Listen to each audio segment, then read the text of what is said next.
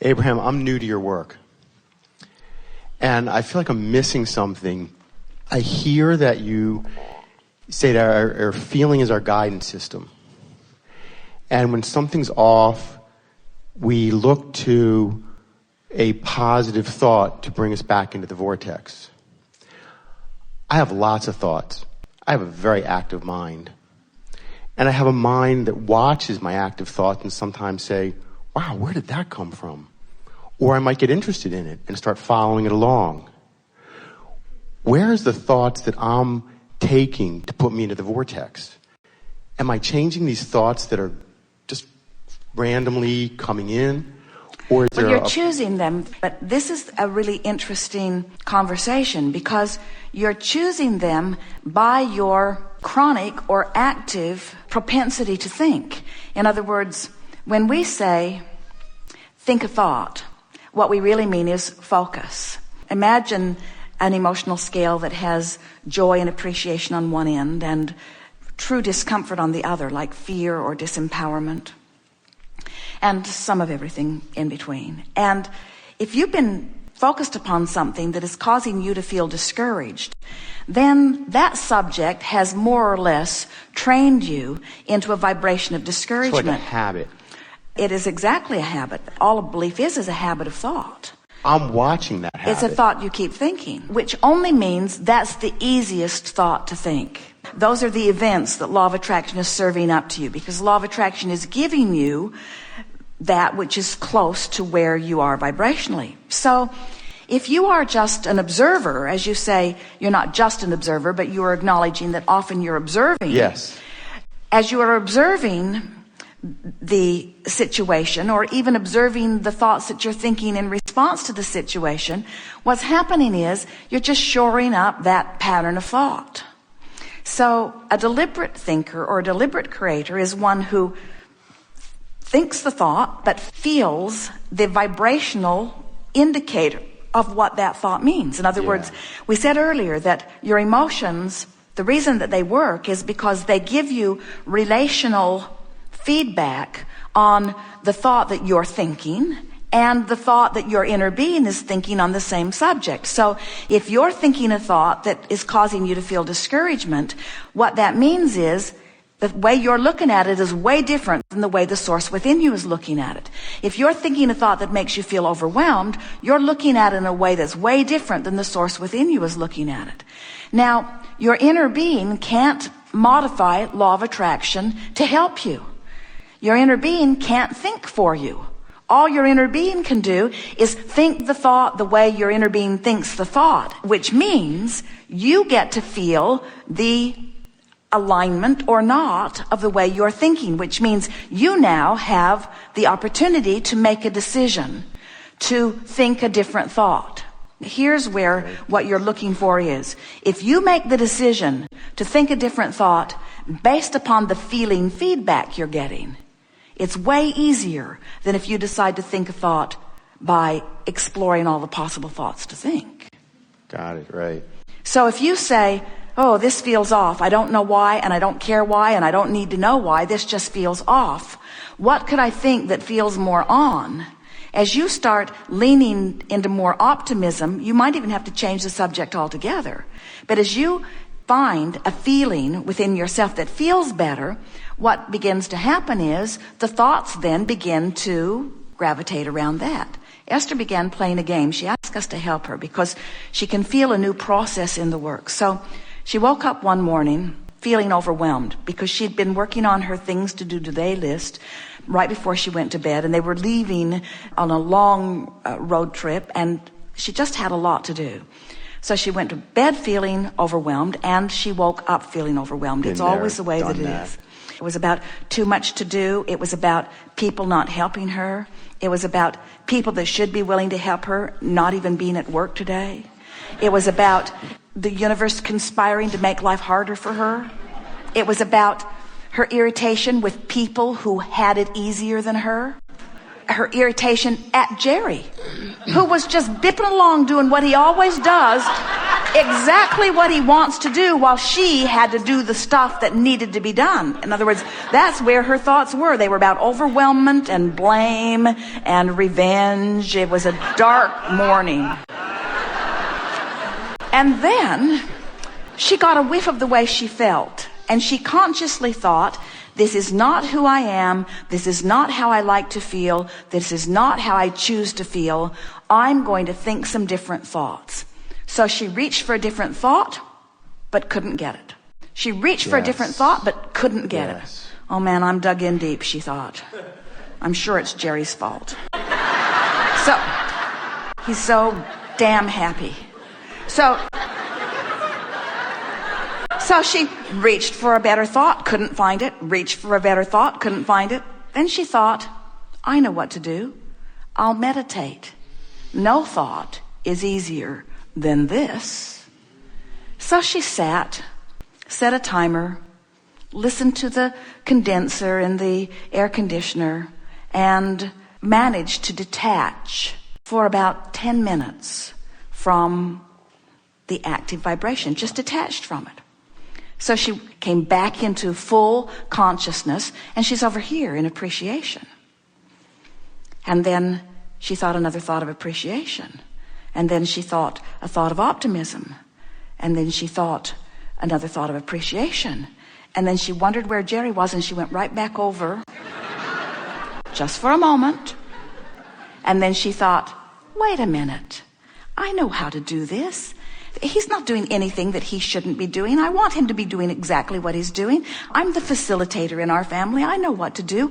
I've made my list. I like doing this. The reason he's laying low is because he gets in the way when he doesn't lay low. I've sort of trained him to get out of the way. Get out of the way or you'll get run over by the golf cart as I'm moving from place to place. And she brought herself back. And so the first half an hour of her morning, she couldn't get from that spot. But after meditation, it was easy for her to stay over there where she belongs. Now, Esther has been hanging out in the better feeling part of the emotional scale for a while. And it's not often that she gets so overwhelmed. She calls it the 1, 2, 3 punch, where just so many things seem to converge at the same time. And we are always there to remind her that all convergence is converging around the set point that you have established. And if you will decide to make it an emotional set point rather than a thinking set point, it goes ever so much easier for you. So then Esther discovered that she could put herself in the mode like she was going to meditate. But instead of thinking no thought, she could then choose a thought on the emotional scale that is pleasing to her. She focused upon the word ease and flow. Ease and flow. And as she just relaxed into the feeling of what ease feels like, effortless. Ease feels like a cooperative universe. Ease feels like doors opening. Ease feels like good timing. Ease feels like being in the right place at the right time. Ease feels like fun. Ease feels like invigoration in the sense that things are happening around you without your efforting. Ease and flow, ease and flow.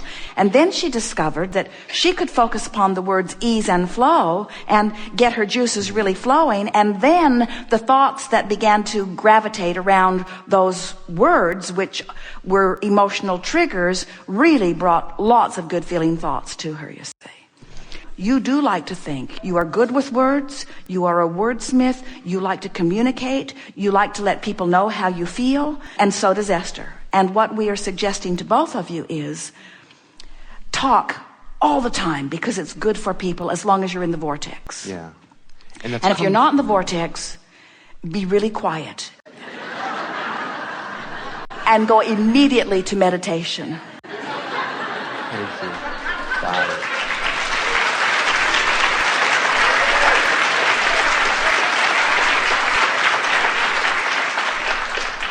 We want to ask all of you, do you believe us when we say that when you are experiencing contrast of, let's say, sickness or something less than you want with your physical body, that you send an equal and proportionate request for wellness? Do you believe that? Yes.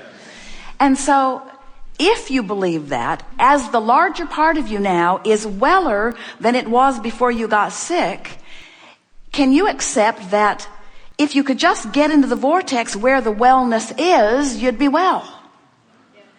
You don't have to drag the sickness in there and heal it.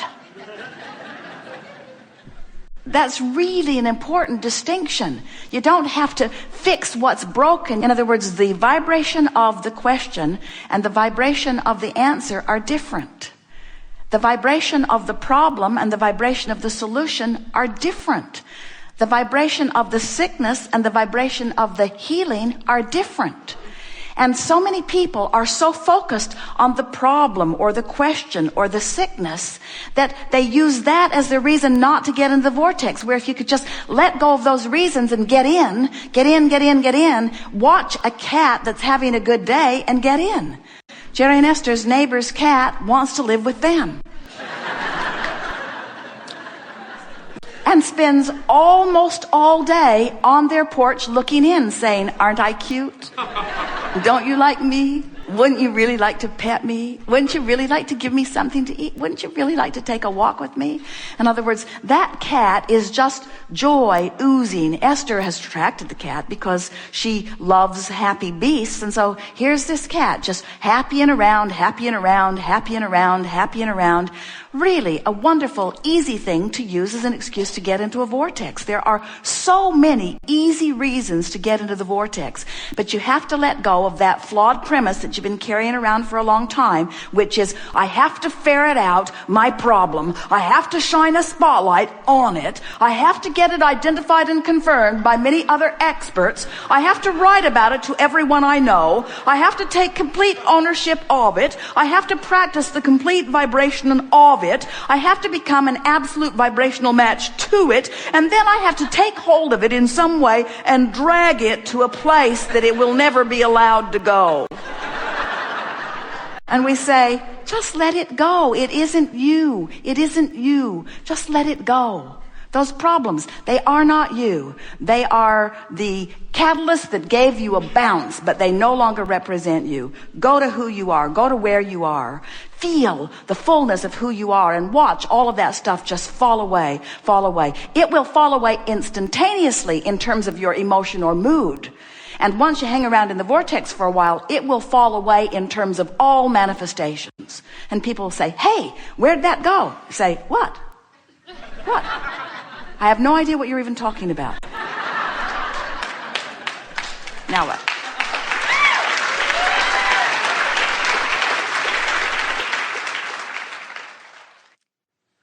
Here's something that I don't get.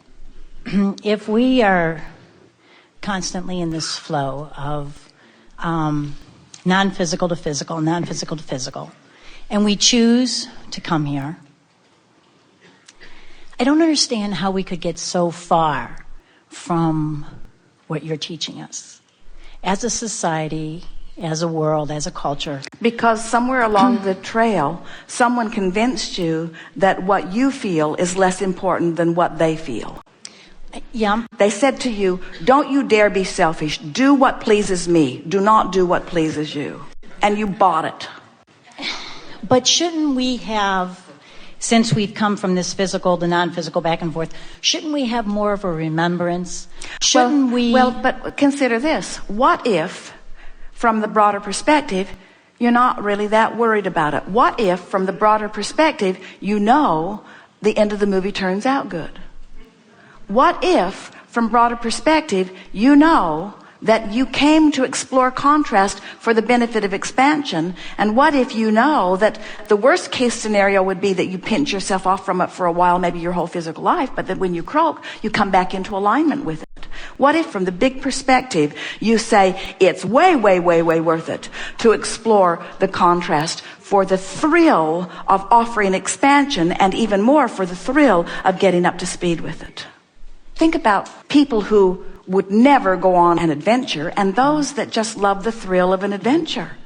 and you all were seeking the thrill of the adventure. First of all, you know how the whole thing works. And next, you know that you are a creator. And next, you know that you cannot begin to create if you don't have some stuff to create from. So you're willing to jump in and have your own exposure to life, because somebody else can't create through you. You got to create through your own vibration. You've got to create through your own attention to things. You need life in order to create, in order to put things into your escrow, and you were eager to do that, you see.